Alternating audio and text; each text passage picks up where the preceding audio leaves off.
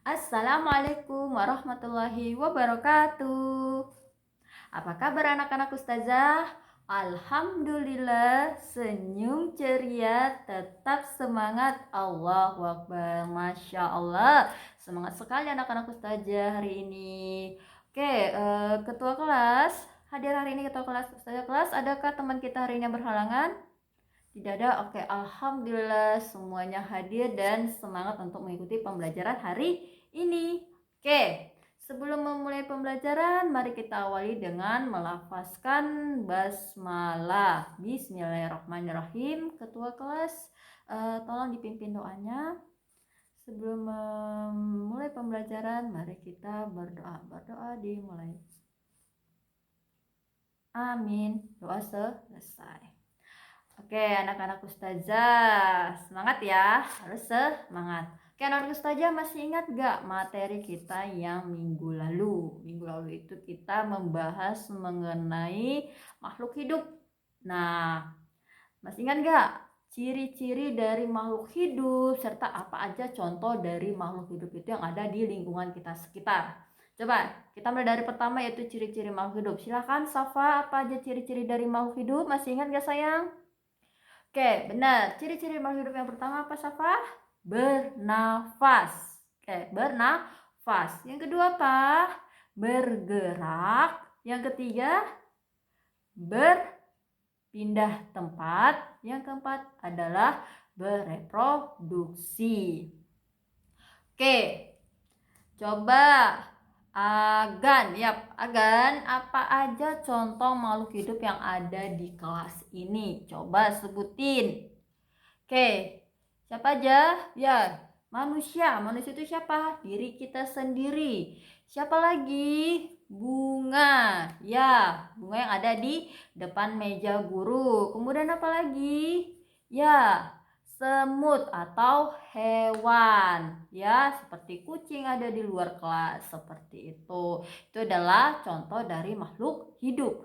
Kalau ada makhluk hidup, maka ada makhluk tidak hidup. Apa aja contoh dari makhluk tidak hidup? Coba Raihan, apa aja contohnya sayang?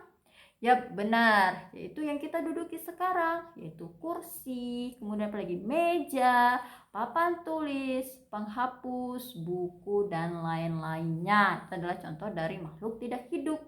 Nah, makhluk tidak hidup ini berarti dia itu tidak bernafas, tidak bergerak, tidak berpindah tempat, tidak mencari makan, dan juga tidak bereproduksi. Kenapa? Karena dia dimasukkan dengan benda mati, yaitu. Paham ya?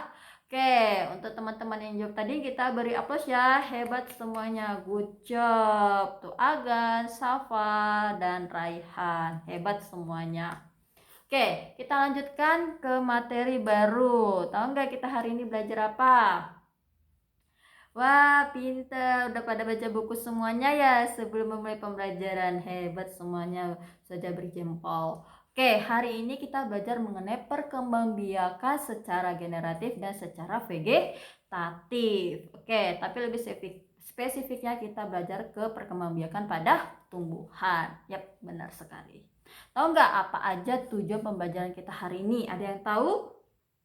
Oke, saya kasih tahu ya. Pertama kita akan belajar mengenai membedakan tumbuhan sempurna dan tumbuhan tidak sempurna. Yang kedua, kita akan mengidentifikasikan bagian-bagian bunga. Yang ketiga, kita akan menyebutkan fungsi dari bagian-bagian bunga tersebut. Dan keempat, kita akan membuat kalimat tanya dari sebuah paragraf. Oke, jelas ya anak-anak ustazah? Semangat, semangat. Oke, di sini ustazah ada sampel bunga. Oke, ini bunga. Oke, tadi di awal ustazah sampaikan kita akan belajar mengenai perkembangbiakan secara vegetatif dan generatif. Tahu nggak anak-anak ustazah apa yang dimaksud dengan perkembangbiakan vegetatif dan generatif? Bisa membedakannya?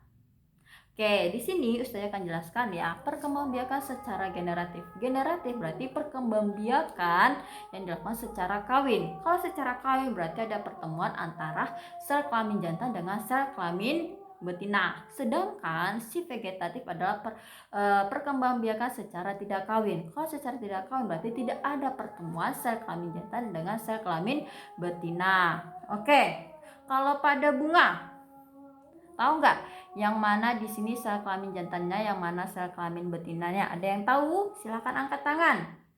Yap, benar. Kalau pada bunga, sel kelamin jantannya yaitu terdapat pada benang sarinya. Sedangkan kalau sel kelamin betinanya terdapat pada putik. Ih, pintar semuanya.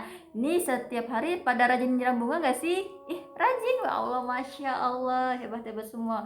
Kita sebagai makhluk hidup harus menyayangi makhluk hidup itu juga. Karena itu termasuk dalam Pancasila ya, harus saling menyayangi. Oke.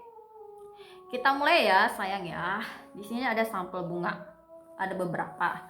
Ini ada salah satu contoh bunga sempurna. Ya. Dan ini ada salah satu juga contoh bunga tidak sempurna. Yang sebelah kanan ini ada dua dan ini juga ada dua. Oke, bisa terlihat perbedaannya bunga sempurna dan tidak sempurna?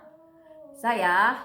Oke, kita mulai dari yang bunga sempurna dulu. Oke, bunga sempurna itu kita mulai dari bawah, yaitu ada namanya tangkai bunga. Ya, tangkai bunga ini fungsinya untuk apa? Menopang, ya. Kemudian yang kedua ada namanya kelopak. Kelopak bunga ini fungsinya untuk menampung atau menopang si bagian mahkota bunga.